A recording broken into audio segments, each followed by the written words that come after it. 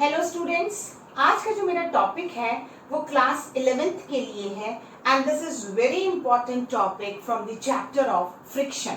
ठीक है, ये फ्रिक्शन टॉपिक हमारे लिए नया नहीं है क्योंकि हम फ्रिक्शन ऑलरेडी पढ़ चुके हैं कि friction is nothing but it's a opposing force which exist when the two bodies are coming in contact with each other. जब दो बॉडीज आपस में कांटेक्ट में आती हैं, रब होती हैं या मूव करती हैं, तो जो अपोजिशन फोर्स या दो सरफेस के बीच में जो अपोजिशन लगता है उसे हम फ्रिक्शन कहते हैं।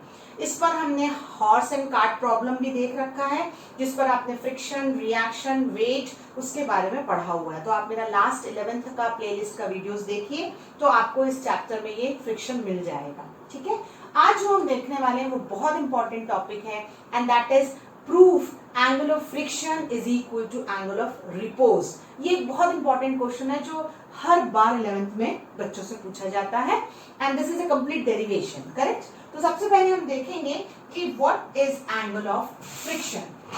सबसे पहला मेरा टॉपिक रहेगा कि what is angle of friction. देखिए, मैं आपको हमेशा कहती हूँ कि don't by heart it, try to write it in your own words. Mugging up मत करिए। तो मैंने क्या कहा, एक सरफेस है, इस पर मेरा एक ब्लॉक रखा हुआ है। Correct, I have consider one surface which is kept on the block which is kept on the surface and the weight will act vertically downward। ये हमेशा होता है। आप स्टार्ट ही यहां से करिए कि कोई भी बॉडी है तो उसका वेट कहां से है, वर्टिकली डाउनवर्ड लग रहा है। इस वेट को जो फोर्स बैलेंस करती है उसे हम रिएक्शन कहते हैं, जो न्यूटन का लॉ कहता है for every action there is a reaction. तो अगर वेट नीचे लग रहा है तो उसे वर्टिकली अपोजिट रिएक्शन बैलेंस करेगा। अगर मैंने कहा कि ब्लॉक को मुझे मूव करना है एफ, उस डायरेक्शन में मैंने लगाया तो डेफिनेटली जो रिएक्शन फोर्स ऑफ फ्रिक्शन होगी वो उसके अपोज करेगी। अगर मैं यहाँ कैपिटल एफ लगा दूं तो मुझे स्मॉल एफ यहाँ बनाना पड़ेगा। कैपिटल एफ और स्मॉल एफ में थोड़ा सा डिफरेंस रखिए कि कैपिटल एफ आपकी अप्लाइड फोर्स है और स्मॉल एफ आपकी फोर्स ऑफ फ्रिक्शन है। अब मैंने ये जो रिएक्शन आर और जो फ्रिक्शन एफ है इसका रिजल्टेंट निकाला और इसका रिजल्टेंट देगा मुझे डायगोनल। ठीक है, तो ये होता है parallelogram law of vector addition जिसे हम पहले पढ़ चुके हैं। कोई भी चीज जो होती है वो बेस से आती है, तो डायरेक्ट इस वीडियो को देखने के बजाय आप पहले बेसिक चीजें देखिए। तो ये जो होता है आपका वेक्टर एडिशन का लॉ है। तो अगर मैं इसे नाम दे देती हूँ ओ ए बी सी, तो ओ ए बी सी जो आपका रेक्टेंगल बन रहा है उसमें जो रिजल्टेंट रिएक्शन के साथ बना रहा है that is called angle of friction. देखिए, अगर मैंने डायग्राम सही बना लिया फिजिक्स में तो मैं उसे डिफाइन भी सही करूंगी और एक्सप्लेन भी सही करूंगी। तो अब मैं डेफिनेशन लिखना चाहूं तो what I can say the reaction which makes with the resultant when reaction and friction is applied on a block or body, then the resultant which makes with the reaction, that angle is called angle of friction। और simple word में आप कह सकते हैं angle which is made with the reaction and the resultant of reaction and friction is called angle of friction। आप किसी भी words में उसको डिफाइन करिए। अब बहुत सिंपल हो गया मेरा टॉपिक। मैं यहां से कह सकती हूँ 90 डिग्री कहां बन रहा है, आर पर बन रहा है, मतलब ए पर बन रहा है, sorry, and this is your R reaction, this is your friction. तो कैन आई फाइंड दिस 90 के सामने वाला क्या हो गया आपका, हाइपो हो गया। तो अगर मैं कहूं टैन थीटा निकालिए तो टैन थीटा क्या होगा, height upon base. I think सब एग्री करेंगे। हाइट कितना होगा, ए बी होगा, और बेस कितना होगा, ए ओ, क्योंकि थीटा बेस के साथ बन रहा है। करेक्ट, तो हाइट अपॉन बेस का मतलब क्या हुआ, tan theta F by R हुआ।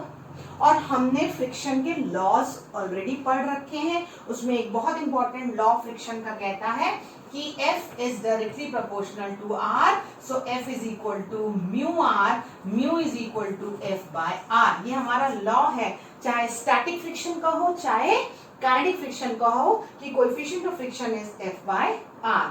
तो हमने प्रूफ कर लिया कि tan theta is equal to mu, the coefficient of friction. तो एंगल ऑफ फ्रिक्शन का डायग्राम, एक डेफिनेशन और सिंपल एक प्रूफ कि mu is equal to tan theta. This is called angle of friction. अब हम कहेंगे एंगल ऑफ रिपोज। तो दूसरा टर्म बहुत इंपॉर्टेंट, एंगल ऑफ रिपोज। ठीक है, अब रिपोज कब करना है हमें?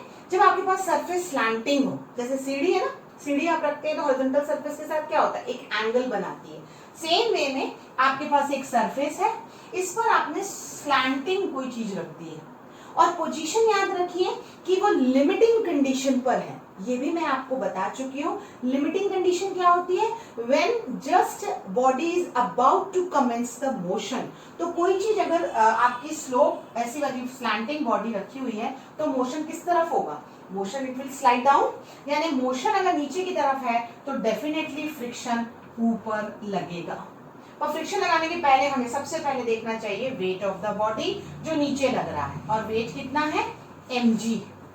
अब ध्यान रखिए, आप कोई बॉडी स्लैंटिंग बॉडी ऐसे रखी हुई है तो वो इसी तरीके से फिसलेगी ना, करेक्ट? तो उसका जो रिएक्शन है वो इस तरीके से जाएगा, क्योंकि वो उसको बैलेंस करके रखा है, वो मूव नहीं कर रही है। तो इस वेट को जो बैलेंस करेगा वो है R, रिएक्शन, क्योंकि वेट को हमेशा रिएक्शन ही बैलेंस करता है। तो हम देख रहे हैं कि जो वेट mg है, क्योंकि बॉडी आपकी स्लैंटिंग सरफेस पे रखी है, some angle it is making with the horizontal surface, alpha वो एंगल बना रहा है, उसे ही हम एंगल ऑफ रिपोज कहेंगे। क्योंकि अब हमारा रिएक्शन डायरेक्ट नहीं वेट के साथ है, वेट के एक कंपोनेंट के साथ है, और क्योंकि वो यहाँ अल्फा हम बनाएंगे, इसे हम कहेंगे वेट का एक कंपोनेंट, क्योंकि वो किसके साथ है? बेस के साथ है, अल्फा के साथ है, इसलिए इसे हम कहेंगे mg cos अल्फा, और जो उसका परपेंडिकुलर कंपोनेंट रहेगा उसे हम कहेंगे mg sin अल्फा। बच्चे आप लोग इस डायग्राम को एकदम परफेक्टली प्रैक्टिस करिए, बार बार करिए, क्योंकि अभी 11th में नहीं बट आपके जितने भी कॉम्पिटिटिव एग्जाम हैं फ्रिक्शन पर मैक्सिमम क्वेश्चन आते हैं और बच्चे इसमें कंफ्यूज रहते हैं।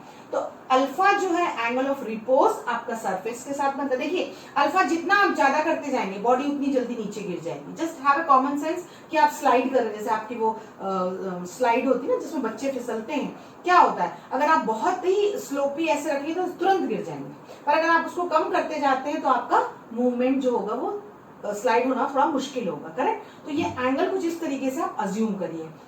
तो जो आपका वेट है वो डायरेक्टली रिएक्शन के साथ बैलेंस नहीं होगा, बट वेट को मुझे रिजॉल्व करना पड़ेगा दो कंपोनेंट में, जिसे मैं mg cos अल्फा, क्योंकि जहां अल्फा बनता है वहां cos का कंपोनेंट होता है, और ये होगा mg sin अल्फा। ये आपने वेक्टर्स में पढ़ा है, how to resolve the vector. ठीक है, अब मेरे सारे टर्म मुझे क्लियर हो गए हैं कि रिएक्शन जो है वो किससे बैलेंस हो रहा है? mg cos अल्फा से बैलेंस हो रहा है, इसलिए हमारा ब्लॉक लिमिटिंग फ्रिक्शन में है। और जो फ्रिक्शन है वो किससे बैलेंस हो रहा है?